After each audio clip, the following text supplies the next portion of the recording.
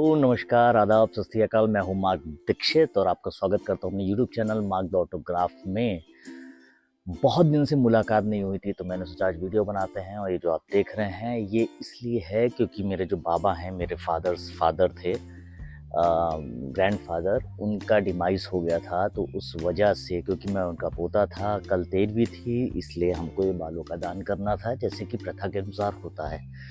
कोई बात नहीं, बहुत दिन से वीडियो बना नहीं पाए थे, इसलिए मैंने कहा कि यार 2025 का आगाज़ हुआ है तो एक वीडियो बनाना तो बनता है। क्योंकि बहुत सारे लोग हैप्पी न्यू ईयर विश करते हैं, भाई हैप्पी न्यू ईयर, भाई हैप्पी न्यू ईयर। ठीक है, मतलब डेट के हिसाब से हैप्पी न्यू ईयर तो बनता है क्योंकि 2024 था, अब 2025 आया है। लेकिन एक बहुत महत्वपूर्ण बात जिसके लिए मैं वीडियो बनाना चाह रहा था वो ये है कि ये भारतवर्ष में हैप्पी न्यू ईयर बहुत सारे लोग बनाते हैं, लेकिन अब हम लोग हैप्पी न्यू ईयर से ज़्यादा नव वर्ष की तरफ बढ़ रहे हैं, जो हमारा 1 जनवरी को नहीं आता है, वो तिथि के अनुसार आता है। जी हाँ, सबसे पहले बात तो मैं ये बता दूं कि हैप्पी न्यू ईयर और हिंदी नव वर्ष वाला न्यू ईयर दोनों बहुत अलग अलग हैं। जो कि पढ़ते होंगे, जो कि जानते होंगे, हमारे इतिहास पुराणों में जो बोला गया है कि हमारा साल कब बदलता है, किस तिथि में बदलता है, वो हिंदू शास्त्रों के अनुसार, हिंदू पुराणों के अनुसार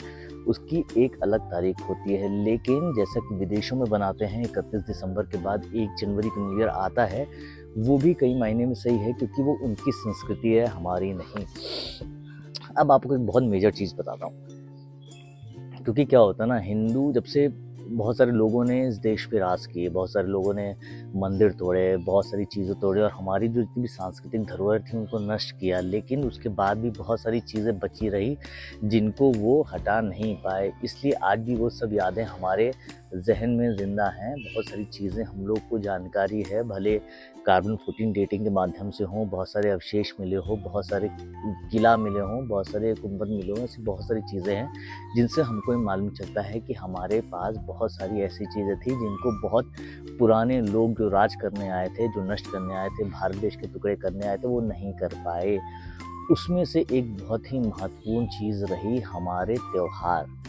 देखिए, हमारे त्यौहार तो ठीक है, डेट वाइज सब बनाते हैं, लेकिन डेट वाइज बनाने की जो प्रक्रिया है वो हमारे भारत देश में नहीं आती। हमारे भारत देश में जो बनाई जाती है चीज़ें वो तिथि के अनुसार, कि मतलब जैसे कोई ग्रह किसी नक्षत्र में प्रवेश कर रहा हो या चंद्रमा कोई इसमें प्रवेश कर रहा हो तो उस हिसाब से तिथि का विभाजन होता है। इसीलिए बहुत सारे देखते होंगे आपकी डेट वाइज बर्थडे 13 मार्च को पड़ा, लेकिन तिथि वाइज 20 मार्च को पड़ रहा है, राइट। तो ऐसी बहुत सारी चीज़ें हैं जो हिंदी नववर्ष कैलेंडर में होता है। एक सबसे इम्पोर्टेंट चीज़ है कि ये हैप्पी न्यू ईयर का जन्म क्यों हुआ, किसने किया और ये बनाने पे विवश को किया गया।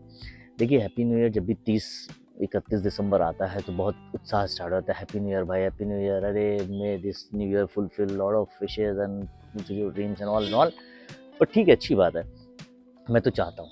और सबसे बड़ा मेजर चीज़ पता है क्या है, हिंदी वाला नववर्ष में, हैप्पी न्यू ईयर में दोनों का जो आगाज़ होता है, दोनों के आगाज़ के वक्त जो हमारे यूथ, हमारे बहुत सारे लोग जो देश विदेश के लोग हैं जो क्रियाएं करते हैं, उसमें बहुत बहुत भिन्नता है।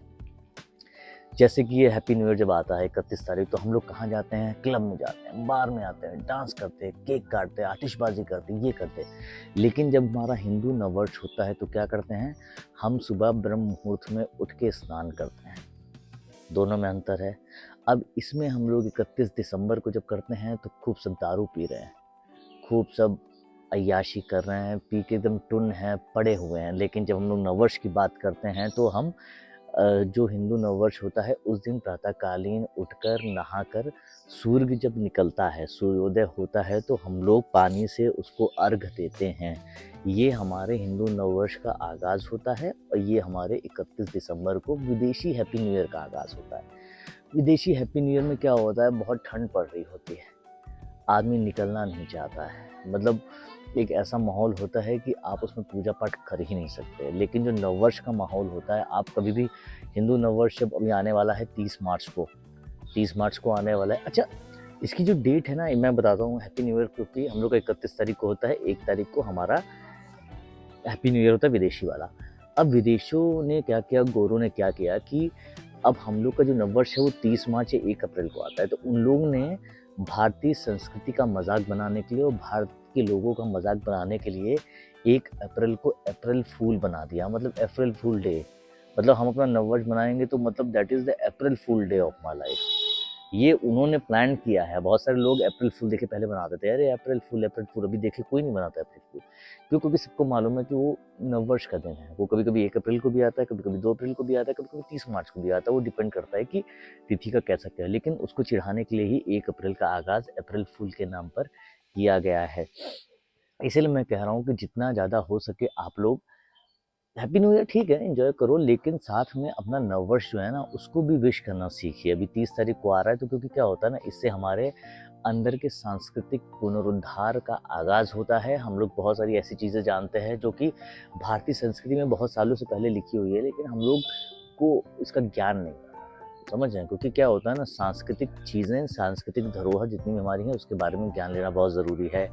कौन भगवान क्या थे, किसे क्या होता है, किस चीज़ का क्या लॉजिक है, किस चीज़ का क्या इम्पोर्टेंस रहा है, ये सब जानकारी सब लोग को होना ज़रूरी है। क्योंकि क्या है ना, बहुत सारी लोगों को लैक ऑफ एजुकेशन है, इस वजह से कई कई देखिए मारपीट हो जाती है, खून खराबा हो जाता है। अभी इसे संभल में देखिए इन लोगों ने पत्थरबाजी की और बोल रहे हैं कि सामने वाले बंदे जय श्री राम बोल रहे थे। अगर इस देश में जय श्री राम लगाने से आपको दिक्कत हो रही है, पत्थरबाजी और चाकू मार रहे हैं, तो समझिए कि वो एरिया जो है रहने लायक नहीं है। इसीलिए बोला जा रहा है कि अपने सांस्कृतिक धरोहर को पहचानिए, और जो भी न्यू ईयर बना रहे ठीक है, बनाइए, विश कीजिए, लेके अभी नववर्ष जो आ रहा है 30 मार्च को, उसके लिए भी विशेष तैयारी कीजिए। सुबह उठ के 4 बजे ब्रह्म मुहूर्त में भगवान का नाम लीजिए। घाटों पे बहुत सारे कार्यक्रम होते हैं, वहाँ सांस्कृतिक कार्यक्रम सुबह 5 बजे स्टार्ट हो जाते हैं, फिर 6 बजे सूर्य का उदय होता है और कलश से घाट में पानी लेके सूर्य को अर्घ देते हुए नववर्ष की स्टार्टिंग होती है। तो कृपया आप लोग इस बार, आप लोग इतने सालों से बना ही रहे हैं 31 दिसंबर को, हो सकता है मज़ा भी आ रहा हो, मज़ा आ ही रहा होगा, ऑब्वियस सी बात है, लेकिन एक बार ये वाला नववर्ष बना के देखिए, यकीन मानिए कि बहुत मज़ा आएगा।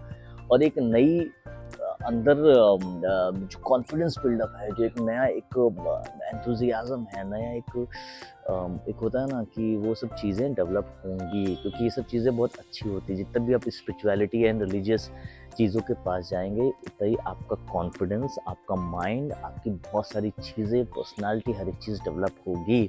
तो इस बार हैप्पी न्यू ईयर बना चुके हैं तो कोई बात नहीं, लेकिन हिंदू नववर्ष जरूर बनाएं और सबको विश करें, हर एक आदमी को विश करें और लोगों को जागरूक करें। एडवांस में बहुत बहुत नववर्ष की शुभकामनाएं, क्योंकि अभी बहुत सारी वीडियोस बनेंगे तो 30 तारीख तक तो बहुत सारी शुभकामनाएं मैं आपको दे दूंगा, इसलिए मैं बता रहा हूँ। और भाई साहब बहुत बहुत सॉरी यार, क्योंकि मैं बहुत टाइम से वीडियो बना नहीं पाया, क्योंकि घर में ऐसा माहौल था कि सब कुछ मुझे ही मैनेज करना था, तो वो काम कर रहे थे। आज से मेरे सारे वीडियोस, कंटेंट वगैरह आज से मैं दोबारा स्टार्ट कर रहा हूँ। तो कोई भी सजेशन हो, कोई भी चीज़ हो, कोई भी पूछना पाछना हो, तो प्लीज़ मुझे कमेंट कर देना, लाइक कर देना, शेयर कर देना, कमेंट कर देना। लेकिन भैया बनाना जरूर नववर्ष, हिंदू नववर्ष बेहतरी के लिए है, और इसको आगे बढ़ाइए, लोगों में विश कीजिए, सुबह उठिए, ब्रह्म मुहूर्त में पूजा अर्चना कीजिए और